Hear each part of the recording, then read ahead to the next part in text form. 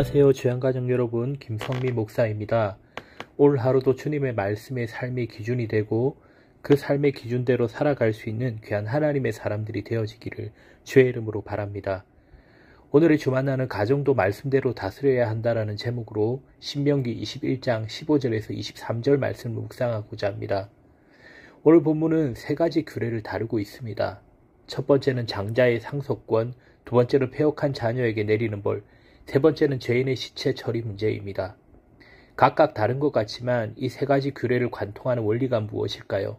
바로 하나님의 공의, 즉 하나님께서 의롭게 생각하시는 것, 그것을 말씀하고 있습니다. 그렇다면 오늘 본문에서 말하는 하나님의 공의의 특성은 무엇일까요? 첫째로 하나님의 공의의 기준은 생명을 살리는 것입니다.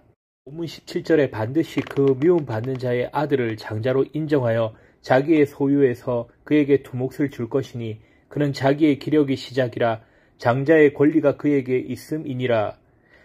이 17절에서 권리라는 단어는 하나님의 공의를 말하는데 바로 그 모든 것보다 생명이 중요하다라는 말씀입니다. 여기서 첫 번째 규례인 장자권의 문제입니다.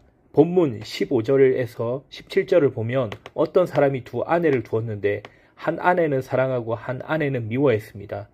그래서 사랑하는 아내의 아들을 장자로 세우고자 합니다. 미워하는 아내가 낳은 아들이 장자임에도 불구하고 말입니다. 그런데 하나님은 미워하는 아내가 낳은 아이라 할지라도 하나님이 주신 대로 그 아이의 장자의 권리를 인정해 주라고 합니다. 바로 자녀를 대하는 기준은 내 감정이 아니라 하나님의 말씀이어야 한다는 것입니다. 왜 그럴까요? 이것을 공의인 생명의 기준에 비춰보면 자녀에게 생명을 준 것은 내가 아니라 하나님께서 주신 것이기 때문입니다. 그래서 내가 누군가를 더 사랑하는 것이 장자권의 기준이 되는 것이 아니라 하나님께서 주신 생명의 순서대로 장자의 권리를 인정해야 한다는 것입니다. 두 번째 규례는 18절에서 21절에 보면 폐역한 아들의 문제입니다. 사람에게 완악하고 폐역하고 부모의 말도 듣지 않는 아들이 있습니다. 그때 부모는 그 아들을 성문 즉 공적인 자리로 데려가서 재판을 받고 벌을 내려야 한다는 것입니다. 하나님의 공의, 생명의 기준에 따르면 자녀는 자신에게 생명을 주신 부모에 대한 존중이 있어야 하기 때문입니다. 또한 생명을 받았기에 자신을 지책하는 부모의 말을 듣는 것은 곧 생명을 주신 하나님의 말씀에 순종하는 것과 연결되는 것입니다. 즉 부모의 말에 불순종하고 또 징계마저 거부한다는 것은 한마디로 부모의 권위를 인정하지 않겠다는 것이며 더 나아가서 부모에게 권위를 부여하신 하나님의 권위도 인정하지 않겠다라는 것입니다. 그래서 에베소서 6장 2절에서 3절에 이렇게 말씀합니다. 내 아버지와 어머니를 공경하라. 이것이 약속 있는 첫 계명이니 이로써 내가 잘되고 땅에서 장수하리라. 즉 자녀가 이 세상에 존재하는 이유는 부모가 생명을 주셨기 때문이고 그 생명은 하나님께로 온 것임을 알아야 한다는 것입니다. 그 생명이 나에게 거저 주는 것임을 알고 우리는 생명을 주신 부모님과 하나님께 순종할 수 있어야 한다는 것이죠. 마지막 규례는 죄인의 시체를 나무 위에 밤새도록 두지 말고 그날에 장사라는 규례입니다. 23절에 그 시체를 나무 위에 밤새도록 두지 말고 그날에 장사하여 내 하나님 여호와께서 내게 기업으로 주시는 땅을 더럽히지 말라. 나무에 달린 자는 하나님께 저주를 받았음이니라 라고 말씀합니다. 23절 말씀처럼 시체를 하루 이상 매달지 못하게 하는 이유는 땅이 더럽혀지는 것을 막기 위해서입니다. 그 땅은 하나님이 생명을 주신 땅이고 생기로 가득해야 하는 땅인데 죽음으로 오염되어서는 안 된다는 것입니다. 이처럼 본문에 주시는 세 가지 규례는 하나님의 공의는 생명을 존중하고 생명을 지키는데 목적이 있음을 알 수 있습니다. 이처럼 하나님은 생명을 귀하게 여기시고 그 생명을 이어가는 것을 중요하게 생각하십니다. 그리고 가장 중요한 것은 생명을 중요하게 생각하시는 하나님께서 저와 여러분의 생명을 살리시는데 관심이 있으시다는 사실입니다.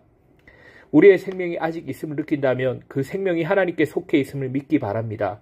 그리고 이 사실을 믿는다면 생명을 살리기 원하시는 하나님의 사랑을 다른 사람들에게도 전하는 삶을 살기를 주의 이름으로 바랍니다. 둘째로 하나님의 공의에는 상황을 뛰어넘는 사랑이 있습니다. 본문 17절 말씀을 보면 반드시 그 미움을 받는 자의 아들을 장자로 인정하여 자기의 소유에서 그에게 두 몫을 줄 것이니 그는 자기의 기력의 시작이라 장자의 권리가 그에게 있음이니라 라고 말씀합니다. 오늘 본문은 첫 번째로 하나님의 공의는 상황에 좌우되지 않는다는 것을 말씀합니다. 즉 하나님의 율법이 사람에 따라 차별적으로 적용되지 않는다는 것이죠.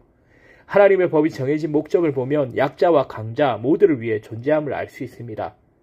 돈이나 권력으로 자신의 삶을 지킬 수 없는 사람들을 위해 정해진 것도 법이고 자신의 노력으로 갖게 된 것을 지키게 해주는 것도 법입니다.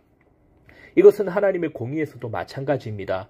하나님은 그 사람의 상황으로 대우받게 하시는 것이 아니라 그 상황을 뛰어넘어 사랑하십니다. 사랑을 받지 못할 상황에도 가진 고난을 쓰지 못하는 상황에도 비난을 받는 상황에 처한 사람이라도 하나님은 그 사람의 권리를 보장해야 한다고 오늘 본문을 통해 말씀하십니다. 이것이 무엇을 의미합니까? 바로 하나님의 사랑은 그 사람의 상황에 따라 차별적인 것이 아닙니다. 하나님의 자녀이면 누구나 그 사랑을 받을 자격이 있다는 것입니다. 내가 어떤 부모에게서 태어났든지 믿음의 장자라면 그 장자권을 누릴 수 있다는 것입니다. 내게 어떤 자녀가 있든지 하나님은 우리가 낙담하지 않게 지키신다는 것입니다. 내가 심지어 죄인의 가족이라 할지라도 하나님은 지키신다는 것입니다. 갈라디아서 3장 29절은 이렇게 기록합니다. 너희가 그리스도의 것이면 곧 아브라함의 자손이요 약속대로 유업을 이을 자니라. 사랑하는 성도 여러분, 여러분은 어떤 상황 가운데 살고 있습니까? 사랑받을 만한 상황에 살고 있습니까?